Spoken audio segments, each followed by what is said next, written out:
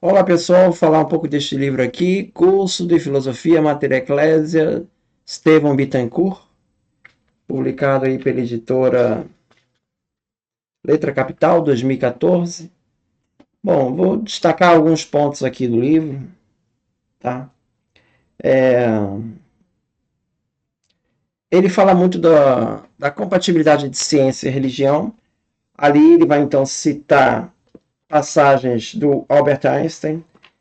E aqui ele diz assim, segundo Einstein falando, né? Uma profunda fé na racionalidade do edifício do mundo e um ardente desejo de aprender o reflexo da razão revelada neste mundo deviam animar Kepler e Newton no seu longo e solitário estudo. Somente quem consagrou a vida a objetivos análogos pode ter noção clara do que sustentaram esses homens. Eles tiveram força para, entre mil insucessos, permanecer com os olhos fixos no objetivo que lhes havia escolhido. Um contemporâneo disse, e não sem razão, que em nossa época tão imbuída de materialismo, os verdadeiros sábios são apenas aqueles que são profundamente religiosos. O sábio é penetrado do senso de causalidade dos acontecimentos. A sua religiosidade consiste na atônica surpresa da harmonia das leis da natureza, da qual aparece uma razão tão superior que, em comparação com ela, as mais engenhosas formas do pensamento humano, como as suas diretrizes, parecem apenas pálido reflexo. Não há dúvida, tal sentimento é bastante semelhante ao que, em todos os tempos, animou as produções dos grandes espíritos religiosos. Em outra passagem também, página 352, ele vai falar assim: todo profundo pesquisador da natureza deve conceber uma espécie de sentimento religioso, pois ele não pode admitir que ele seja o primeiro a perceber os extraordinariamente belos conjuntos de seres que ele contempla. No universo incompreensível como é, manifesta-se uma inteligência superior e ilimitada. A opinião corrente de que eu sou ateu baseia-se sobre um grande equívoco. Quem a quisesse depreender das minhas teorias científicas não teria compreendido o meu pensamento. Bom, o que ele não coloca aqui é que Einstein, o Deus do Einstein, não é o Deus cristão, né? É mais o Deus de Spinoza, ele falou isso, né? Então, mas ele revela que essa capacidade do universo ser compreensível, isso revela a presença de de uma inteligência superior que ele se refere, né? Então, esse é o texto do Einstein. Ele vai citar vários outros, vai ter uma lista aqui de vários cientistas, né?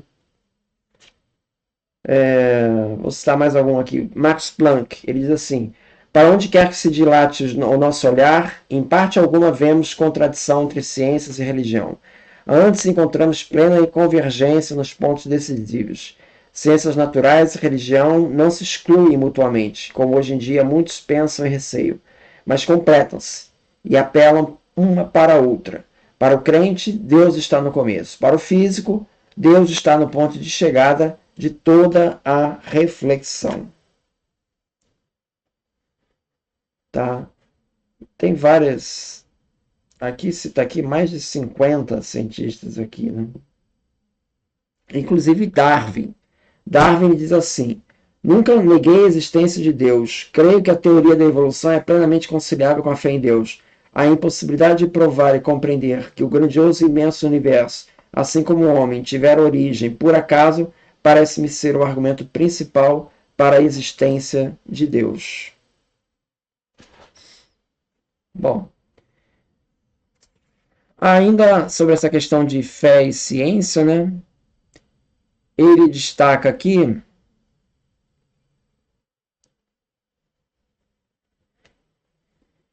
na página 130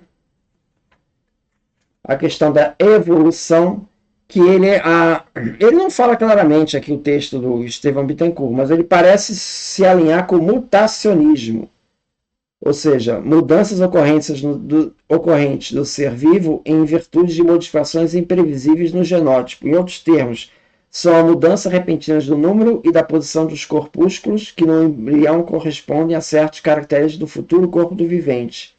Coloração de pele, formato dos olhos, tamanho do nariz, Então, esse tipo de mutacionismo, ele parece estar alinhado. Agora, não a da evolução propriamente, né? Ele não responde isso claramente, mas deixa isso claro em determinado momento, né? Agora, tem uma parte aqui que ele vai falar sobre a questão da incerteza. Vai falar da física quântica, ali na página 291. Quando ele fala de incerteza, né, aqui na física quântica, pelo princípio de Heisenberg, você não tem como determinar de uma maneira absoluta a posição e velocidade de uma partícula, né? Aí ele diz assim: a imprecisão alegada pelos cientistas, página 291, não anula os princípios filosóficos da contradição, da razão suficiente ou de causalidade. Ela se deve a fatores subjetivos existentes nos cientistas que observam os fenômenos infratômicos. Com efeito, a posição e a velocidade de uma partícula não podem ser observadas simultaneamente com precisão, porque quanto mais exatamente procuramos determinar uma, tanto maior a perturbação produzida na outra. Mas, na realidade física, ambas são absolutamente determinadas. Quer dizer, a indeterminação ela está na subjetividade do medidor. Não. Não é isso, não. Não é isso, não. Aqui eu teria que comentar o seguinte. O princípio de Heisenberg, ele não se refere a uma limitação subjetiva da nossa capacidade de medição ou da precisão dos instrumentos. Ele está falando de uma característica fundamental da natureza no nível quântico. Tá? Faz parte da natureza das partículas subatômicas. Então, ela reflete uma limitação fundamental da própria realidade quântica. E não um problema relacionado com precisão tecnológica ou a nossa capacidade de observação. Então, esse é o problema. E a questão da causalidade que ele fala, né? De fato, a causalidade, o princípio da causalidade, ele é mantido, mas de uma forma diferente no universo quântico. Na física clássica, a causalidade implica que um evento causa o outro de forma direta e previsível, seguindo um padrão linear e determinística. No mundo quântico, o conceito da causalidade ele é reavaliado, porque, na verdade, as coisas agora vão estar funcionando em termos de probabilidade. Tá? Por exemplo, o decaimento radioativo de um átomo. Ele é um processo quântico que ocorre de forma aleatória, sem que se possa determinar exatamente o momento em que ele vai ocorrer. No entanto, é possível descrever a probabilidade de decaimento em um intervalo de tempo. Isso não significa que não haja causalidade, mas sim que a causalidade no nível quântico é expressa em termos probabilísticos. Então, a causalidade no nível quântico ela é redefinida, tá? Ela é redefinida. E a imprecisão, a incerteza que se refere ao princípio de Heisenberg, não é uma característica subjetiva nossa, da nossa capacidade, não, ou dos instrumentos. Não é. Existe aí um elemento de incerteza inerente da matéria, tá? Isso é o que diz a física quântica, tá? Então, é isso, então. Muito obrigado, então.